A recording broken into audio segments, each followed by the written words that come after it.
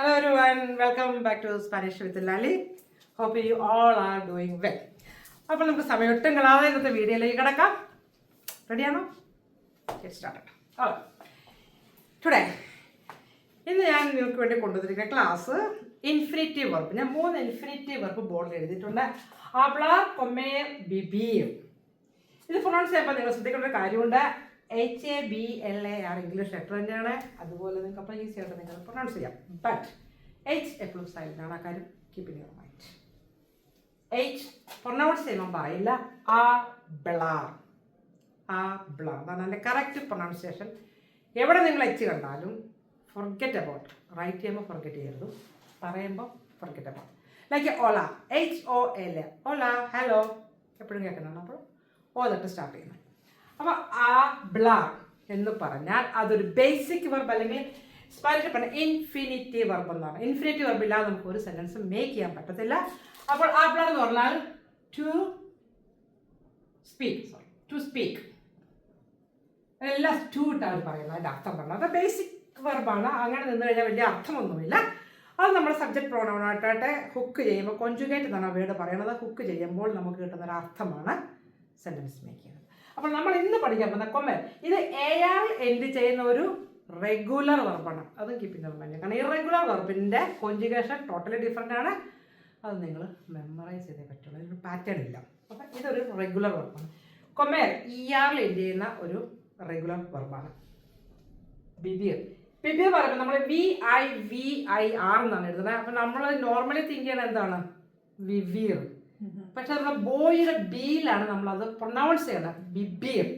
Keep in mind. Okay. അപ്പോൾ ഇവിടെ പല പ്രൊനൗൺസിയേഷൻ ഞാൻ പഠിപ്പിച്ചു. H സൈലൻ്റ് ആണ്, H പറയുന്നതും. കൊമേർ ആസിസ്, കൊമേർ. സി നമ്മൾ സാധാരണ അങ്ങനെയാണല്ലോ പറയുന്നത് ഇംഗ്ലീഷിൽ. അപ്പം ബിബിയർ.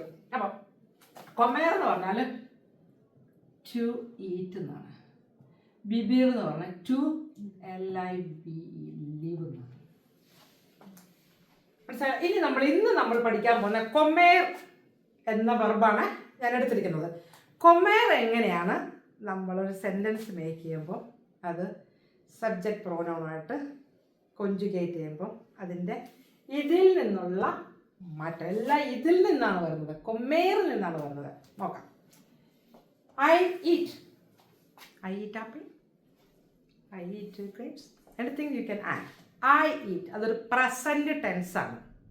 അപ്പോൾ ഇത് കൊമേറിൽ നിന്നാണ് നമുക്കതിനെ കൊണ്ടുവരേണ്ടത്. I eat. I പഠിക്കണം. അത് സബ്ജക്റ്റ് പ്രോനൗൺ ആണല്ലോ.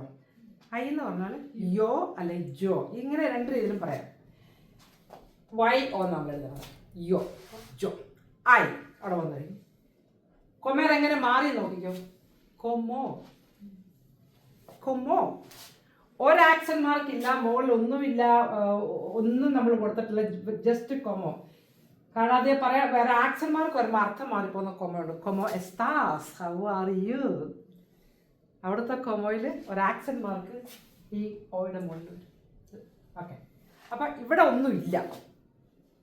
പക്ഷെ പ്രൊനൗൺസിയേഷൻ വിളിച്ചു മറ്റേ കൊമോ നമ്മൾ ഇച്ചിരി അപ്പാക്കി പറയും. കൊമോ എന്ന് ഞാൻ വെറുതെ പറഞ്ഞാലും അതിൻ്റെ അർത്ഥം I eat.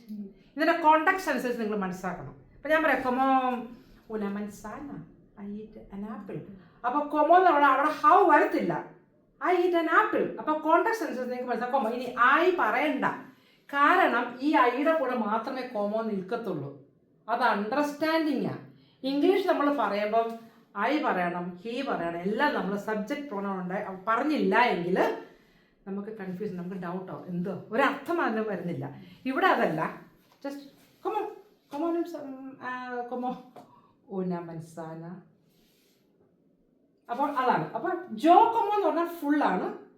ജസ്റ്റ് കൊമോ എന്ന് പറഞ്ഞാൽ പൊളയുന്നില്ല. കൊമോ എന്ന് പറഞ്ഞാൽ I eat.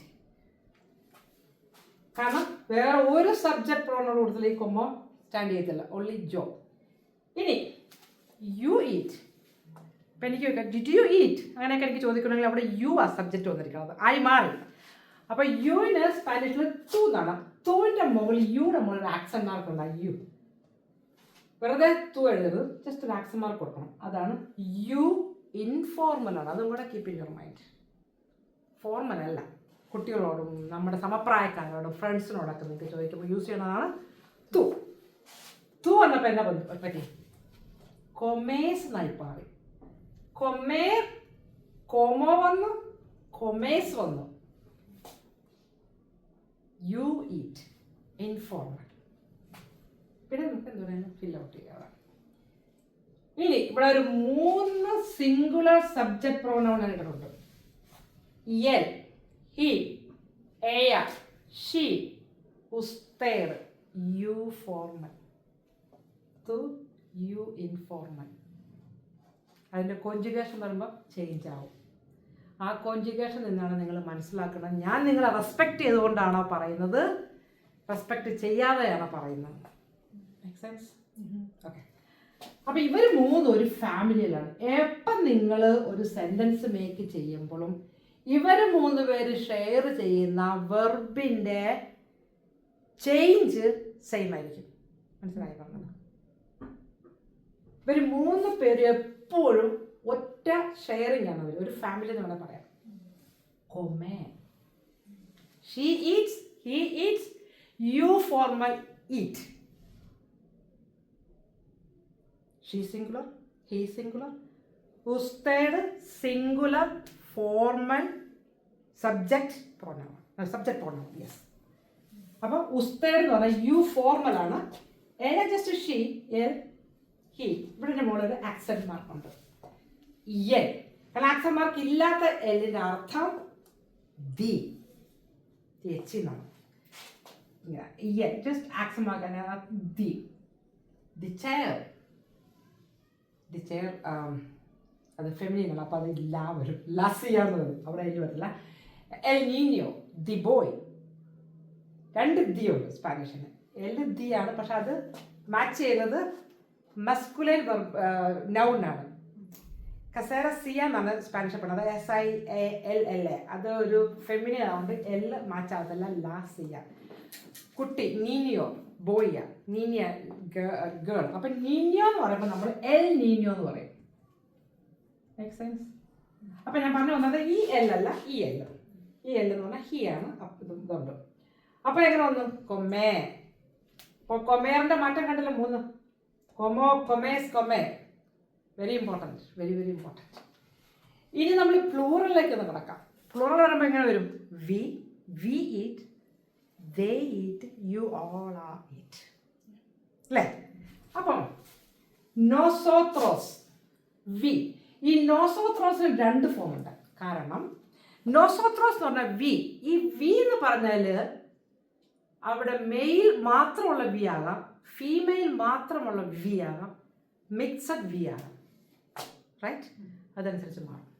അപ്പോൾ ഒരു കംപ്ലീറ്റ് മെയിൽ ആണെന്നെങ്കിൽ അത് നോസോത്രോസ് എന്നാണ് പറയണം, വി ഈറ്റ്. കംപ്ലീറ്റ് ഫീമെയിൽ ആണ്, അവിടെ മെയിൽ കൊണ്ടുവരേണ്ട, നോസോത്രാസ് എന്ന് പറയും. ഈ ഓ മാറിയിട്ട് ഇവിടെ എ ആയിട്ട് മാറും, നോസോത്രാസ്. അപ്പോൾ ഇനി 2 കൂടെ ഉണ്ടെങ്കിൽ നോസോത്രോസ്, ഫീമെയിൽ മാത്രമാണ് നോസോത്രാസ്, മെയിൽ മാത്രമാണ് നോസോത്രോസ്, വി ഈറ്റ്. അപ്പോൾ അങ്ങനെ മാറി. കൊമേമോസ്, വി ഈറ്റ്, കൊമേമോസ്. ഇനി നോസോത്രോസ് പറഞ്ഞില്ലെങ്കിലും കുഴപ്പമില്ല, കൊമേമോസ് എന്ന് പറഞ്ഞാൽ അതിൻ്റെ അർത്ഥം വി ഈറ്റ് എന്ന്. പക്ഷെ ഇവിടെ പ്രശ്നമുണ്ട്. ഇവിടെ എൽ എ ഒക്കെ നമ്മൾ പറയണം, കാരണം ഒരു 2-3 പേര് ഷെയർ ചെയ്യുന്ന ഒരു വെർബായതുകൊണ്ട്. ഇനി ഫോളോ. ഓക്കെ. ഇവിടെ എയോസ്, എയാസ്. ഇതുപോലെ തന്നെ എയോസ് എന്ന് പറഞ്ഞാൽ ദേ, ഓൾ മെയിൽ, ഓൾ ഫീമെയിൽ, എയാസ്. മെയിലും ഫീമെയിലും എയോസ്. ഇതുപോലെ തന്നെ ഒരു വ്യത്യാസമുണ്ട് അവിടെ, പ്ലൂറൽ ആയതുകൊണ്ട്. മനസ്സിലായ? അപ്പം യു ഓൾ ആർ, അതേ എഴുതിയിട്ടില്ല. യു ഓൾ ആർ എന്ന് പറയുമ്പോൾ ഈ ഉസ്തേഡ് എന്നുള്ളത് പ്ലൂറലാവും. മനസ്സിലായ? ഉസ്തേദസ് എന്ന് വരും. ഇപ്പം നിങ്ങളിവിടെ ഇരിക്കുന്ന എല്ലാവരും യു ഓൾ ആർ എന്ന് പറയുകയാണ്. U all are eat. ഇപ്പം ഞാൻ ചോദിക്കും യു ഓൾ ആർ ഈറ്റ്. ഉസ്തേദസ്, ഉസ്തേദസ് കൊമേൻ, കൊമേൻ എന്ന് പറയും. അപ്പം എൻ്റെ അവിടെ നമ്മൾ ചോദ്യം, നമ്മൾ ഇംഗ്ലീഷ് ആണെങ്കിൽ did you all are eat, do you all are eat. ഇവിടെ ഡൂയും ഡിഡ് ഒന്നും ഇല്ല, ബോഡി ലാംഗ്വേജാണ് കൊടുക്കണം ആ ക്വസ്റ്റ്യൻ മാർക്കിന്. അപ്പം ഞാൻ ചോദിക്കും ഉസ്തേദസ് കൊമേൻ, ഞാൻ ചോദിക്കും അങ്ങോട്ട്, ക്വസ്റ്റ്യൻ മാർക്ക് അവിടെ ഇല്ലേ. പക്ഷെ ഞാനവിടെ വേറെ ഡു ഡിഡ് ഒന്നും ഞാൻ കൊണ്ടുവന്നിട്ടില്ല. അങ്ങനെ ഒരു ഇത് കീപ്പ് ഇൻ യുവർ മൈൻഡ്. അവിടെ എപ്പോഴും ക്വസ്റ്റ്യൻ വരുന്നത് നമ്മളുടെ ആ ബോഡി ലാംഗ്വേജിൽ കൂടെയാണ് വരുന്നത്. അതുപോലെ എയോസ് കൊമേൻ, ഡിഡ് ദേ ഈറ്റ്, അങ്ങനെ. അപ്പം എയോസ് എയാസ് ഉസ്തേദസ് എല്ലാം ഒരു കാറ്റഗറിയാണ്. അവർക്ക് എല്ലാവരും കൂടി യൂസ് ചെയ്യണം കൊമേൻ.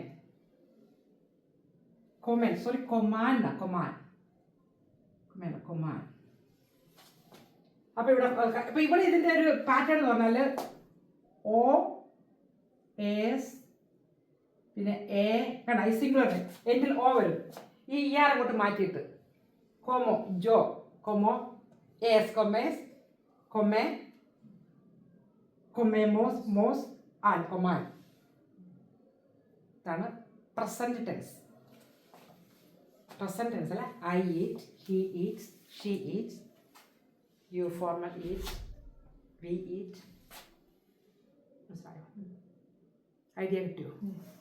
അപ്പോൾ സബ്ജക്റ്റ് പ്രോണൗൺ പഠിച്ചിരിക്കണം, ഇൻഫിനിറ്റീവ് വെർബ് പഠിച്ചിരിക്കണം, പിന്നെ അതിൻ്റെ മാറ്റം പഠിച്ചിരിക്കണം, അതെങ്ങനെയാണെന്ന് മാറിയെന്നുള്ളതായിരിക്കും.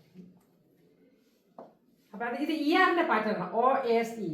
എയാറിൻ്റെ പാറ്റേൺ ഇയാറിൻ്റെ അയ്യാറിൻ്റെയും പാറ്റേൺ ഇങ്ങനെയാണ്. O S E like B B like ബീബോ എന്ന് പറയും, ബീബേസ് എന്ന് പറയും. പക്ഷേ ഈ ആബ്ല എയുടെ പാറ്റേൺ ഈ യെസ് അല്ല, ആസ. ആബ്ലോ ഐ സ്പീക്ക്, ആബ്ലാസ് ആസ് വരും. അത് കഴിയുമ്പോൾ ഇവർക്കൊരു പാറ്റേൺ ഉണ്ട്. റെഗുലർ വെർബിന് ഒരു പാറ്റേൺ, ആ പാറ്റേൺ എല്ലാവർക്കും ഒരുപോലെയാണ് വരുന്നത് റെഗുലർ വെർബിന്. പക്ഷെ ഇറഗുലർ വെർബ് നിങ്ങൾ മെമ്മറൈസ് ചെയ്യണം. അതാണ്. ഫോർ എക്സാമ്പിൾ പൊണ്ണയർ എന്നൊരു വെർബുണ്ട്. പൊണ്ണയർ ടു പുട്ട് എന്നാണ്. ടു പുട്ട് എന്തെങ്കിലും സാധനം ഇങ്ങനെ പുട്ട് ചെയ്യുന്നത്. അപ്പം അത് ഇയാൾ എൻ്റെ ചെയ്യുന്നതല്ലേ. പക്ഷെ അത് കൊമോ എന്ന് വന്ന പോലെ വരുവാണ് പൊണോ എന്ന് പറയണ്ടേ. തെറ്റാ, പോങ്കോ എന്നാ പറയണേ. ജോ പോങ്കോ ഐ പുട്ട് ഇറ്റ്. ജോ പോങ്കോ ജൊത്തെങ്കോ എന്ന് പറയുന്നത് തെനേറിന്റെ വെർബ്. തെനേർ അതും ഇറഗുലറാണ്. അപ്പം അതാണ്. അപ്പം ഇത് മാത്രമേ ഉള്ളൂ. ഈ റെഗുലർ വെർബിന്റെ പാറ്റേൺ എയാർ ഒരു പാറ്റേൺ, ഇയർ ഐയർ ടുഗദർ ഒരു പാറ്റേൺ. ഇത് ഓൾവേസ് കോൺസ്റ്റന്റ് ആയിട്ട് അങ്ങ് പോകും. ഇറഗുലറിന്റെ നിങ്ങൾ അത് പഠിക്കണം. ഓരോ ഏതാണ് ഇയർ ഐയർ വരുന്ന ഒരുപാട് വെർബുകളുണ്ട്. അത് പാറ്റേണിൽ അവർ ഫോളോ ചെയ്യത്തില്ല. റൂൾ ബ്രേക്കറാണ് അവർ. ഈ റൂൾ അവർ ഫോളോ ചെയ്യത്തില്ല. അപ്പോൾ അത് നിങ്ങൾ മനസ്സിലാക്കണം. അപ്പോൾ ഇന്നത്തെ ക്ലാസ് ഞാൻ ഇവിടെ കൺക്ലൂഡ് ചെയ്യുകയാണ്. ഈ വീഡിയോ ഇഷ്ടപ്പെട്ടെങ്കിൽ please subscribe, share, comment, like. അപ്പോൾ എല്ലാവർക്കും ഒരു നല്ല ദിവസം ആശംസിച്ചുകൊണ്ട് ഹasta luego, adiós, see you later, bye.